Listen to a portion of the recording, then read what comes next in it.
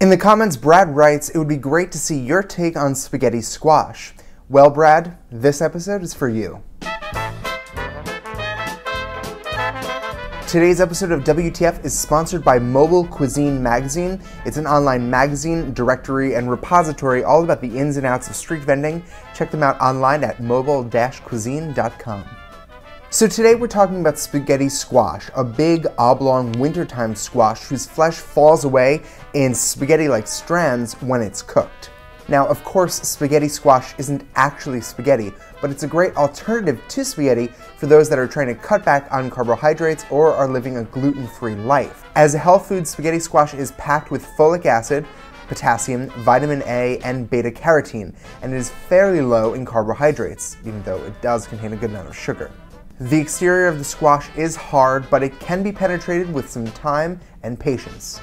In order to get the flesh to pull away in those sexy little strings that look like spaghetti, you gotta heat the squash.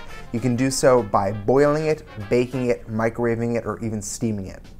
No one really knows the origins of spaghetti squash other than it's native to North America and Central America. Today we're gonna let the spaghetti squash kind of stand by itself and make a nice herb butter to go along with our spaghetti squash. First, cut the squash in half lengthwise and place it cut side down in a baking dish. Depending on the size of the squash, you'll bake it at 375 degrees for about 30 to 45 minutes, or until the flesh of the squash is tender and can be pulled away with a fork. Allow the squash to cool slightly, then using a spoon, remove and discard the seeds from the center, then using a fork, gently scrape the squash strands away from the peel and set aside. In a hot skillet, melt 2 tablespoons of butter and slowly let it brown. Now add 2 or 3 tablespoons of finely chopped herbs. I'm using thyme and sage, but you can use any herbs you want. Things like oregano, parsley, chervil, basil, they'll all be great.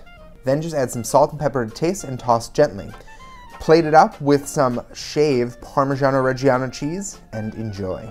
So that is today's WTF. Brad, it was all for you. If you guys have a WTF that you want me to cover, post it in the comments below.